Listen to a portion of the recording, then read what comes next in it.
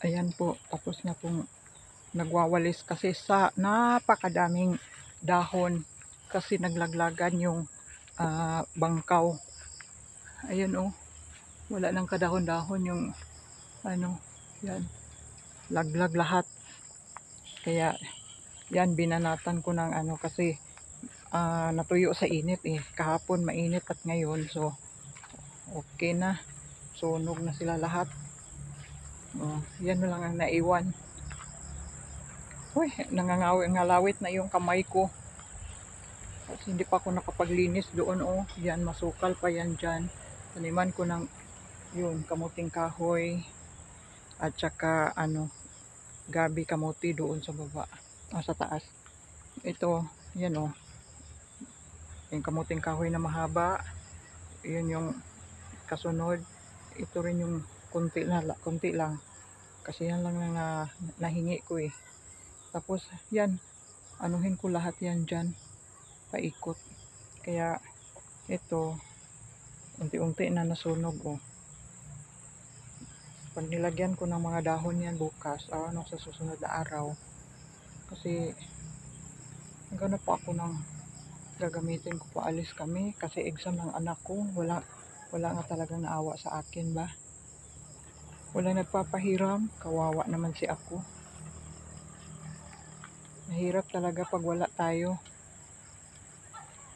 Tingnan mo oh. Yan. Napakalinis na.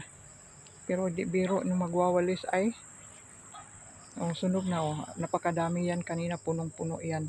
Pati dito. Oh, konti na lang. Saka doon. Yung konti na lang doon banda sa doon banda ay hindi ko pa nawalisan kasi hapon na eh. Ayan. Oh, dito lang at saka doon sa dulo. Oh, ikot-ikot tayo dito. Niligpit ko na yung mga kambing. Agoy, kinain na yung mga tanim ko. Dahon ng saging, dahon ng kamuting kahoy. Maliliit pa, ubos na. Tingnan mo sa baba. Kinain nila. Doon din. Kabila. Doon umakyat. Tingnan mo yung mga saging. Wala nang dahon ng baba. Yung maabot nila. Marunong na kasi ano lang yun sila. December 5 ata. December 5. December, January, February, March.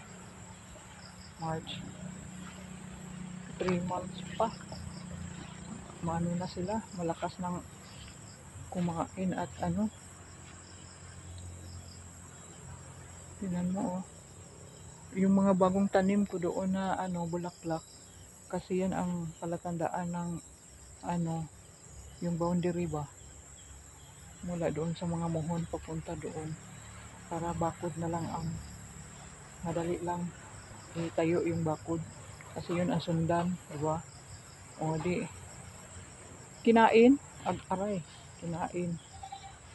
Tingnan mo, oh. Yan dyan. Hanggang doon sa dulo. Yan ang winawalisan ko. Kape. Yan. Hanggang doon. Doon pa, paakyat. Pero, kaya pa din.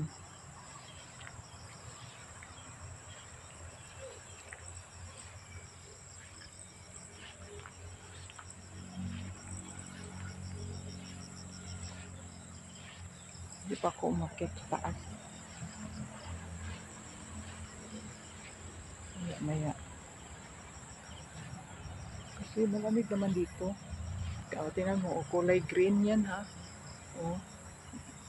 Maliit lang yan tingnan diyan, pero pag ano, malaki yan, mahaba. Ilang metro yan. Ako. Mahaba yan. Kaya tiis na lang sa dahon. Kasi pag yan, ano, ba talaga tamaan yung bahay ko. Nako. Kasi simula dyan. Dyan hanggang doon talaga. So, tama talaga. Kaya papalagari na ba papunta doon sa kabila.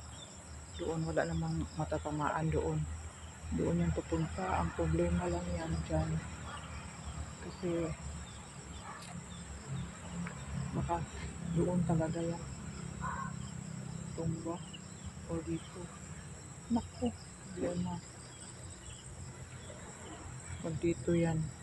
Kasi liligpit na naman sa mga ano. Tsaka ito, mababa yan. Hindi naman na ano, yung bagyo. Yung doon lang sa pinakababa na tamaan ay nabali yung dulo. Pinalagari ang kapatid ko.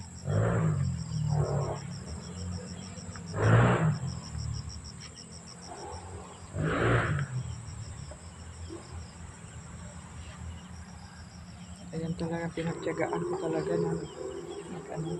Tapos gagawa sana ako ng upuan para doon sa harap ng tindahan. Eh wala, inuna ko muna ito. At saka ano, tapos na. Bukas ito, pag naghangin uli, aray, ang dami na namang mahuhulog. Pero at least, konti-konti na ba? Yung hindi na marami ano, tusok-tusukin na lang ng ano, kahoy. Yung pino, ito oh. Oh, dito ko na inaano kasi yung dami tugas yan eh. Yan. Ayan, dito malilim dito pag init talaga. Malamig. Di tabla ng init. Tapos, ano, doon na, konti na lang. Doon banda.